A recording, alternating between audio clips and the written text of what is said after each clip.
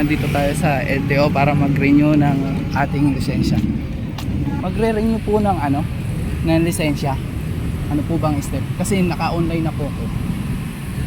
Che, pag-renew na lisensya, anong step nun? Medical, tapos ano pa? Portal. Yun lang. Meron na po akong portal. Ayun. Ano na pong sunod? Medical na po. Oh, medical. May medical na rin kayo. Saan po yung medical dito, sir? Paturo si Zero, saan yung medical? Okay? Sir, saan po yung medical?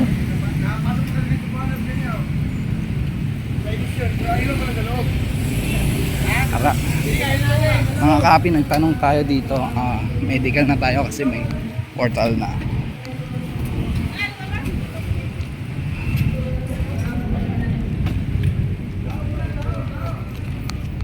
Tapos sir, pagkatapos ng medical, Portal. portal. Ano yun, ipiprint sir? Sa cellphone ka na online. online. Meron naman po ako na sir eh. Meron na. Pagkatapos po noon sir, yung portal tapos na. Pila na, okay. Magmi-medical muna tayo mga kahapi. Dito tayo sa LTO ng Pasay. Hindi ka.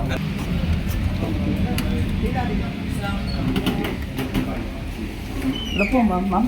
Pa-medical po. Pa-medical po. Ay.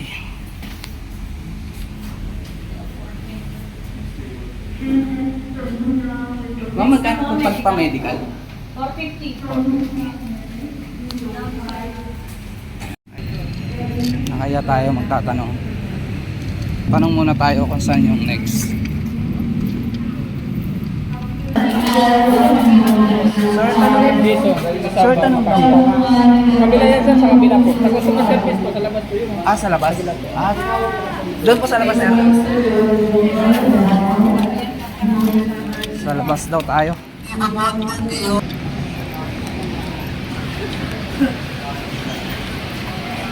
Nandito na tayo sa loob.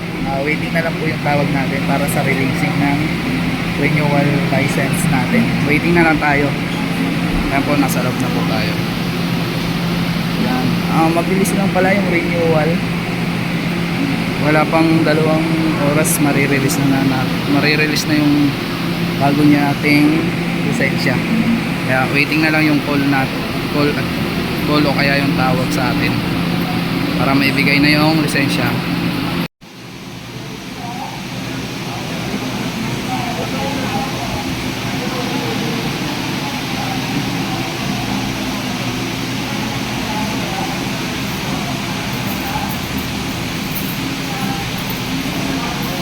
Happy, tinawag na tayo. Nagbayad tayo sa counter 9 sa window 9 ng 485, tapos waiting na lang tayong tawagan sa window 10. Okay, tinawag na ako dyan sa picture at saka sa fingerprint, kaya tinawag ako. Tapos waiting tayo doon sa sa window 8, releasing na. Ayun doon. Kunin na natin yung lisensya natin. Releasing na tayo.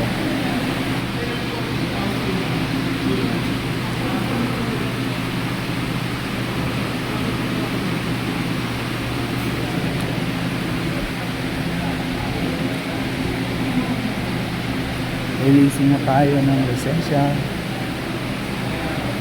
Hello mga kapi. Ayan na, na-release na yung lisensya ko.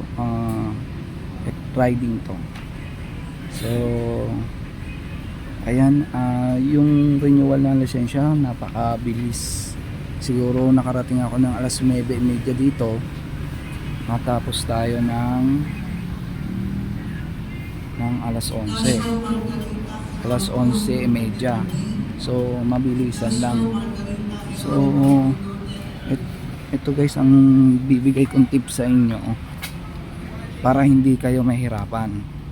Para hindi kayo mahirapan kumuha ng renewal.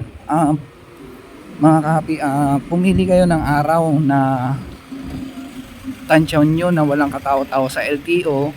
Tapos pag pumunta kayo dito, pag pumunta kayo dito, dapat siguraduhin yung naka-online na kayo na tinatawag nilang CDE na para sa exam, para pagdating niyo sa LTO, medical na kaagad kayo, tapos direkta kayo sa pangalawa. So ipaprocess kaagad nila. Pagka-process, titingnan yung CDE online nila. Saglit lang naman yun. Yung CDE na result nyo, i-screenshot nyo na lang para mabilis. Hindi na nila pinapaprint sa akin. Ang ginawa ko kasi in-screenshot ko, tapos ibinakita ko na lang. Yun, ang bilis. Punta kaagad ako sa loob. Pagpunta ko sa loob, nagbayad tayo ng 485. Pagkabayad ng 485, waiting ulit. Tapos ang susunod nun, ang next nun is yung fingerprint tsaka picture. Pagka fingerprint, waiting ka na sa releasing. Hintayin mo na lang yung call nila.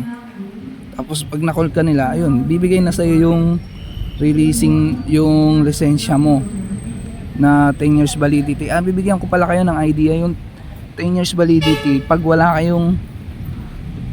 kayong huli, o kaya hindi kayo natikitan, or wala kayong violation. Ayan yung kuan ko. Napakabilis, ang bilis. 9:30 ako pumunta dito. 9:30 ako pumunta dito, tapos 11:30 ako nakatapos. So ang bilis. At saka maganda dito sa Pasay, kaunti lang ang tao. Kaya yan, ang bilis. Dire-diretso na naman yung ride natin. Ang haba na ito, 10 years. So enjoy your ride. Thank you.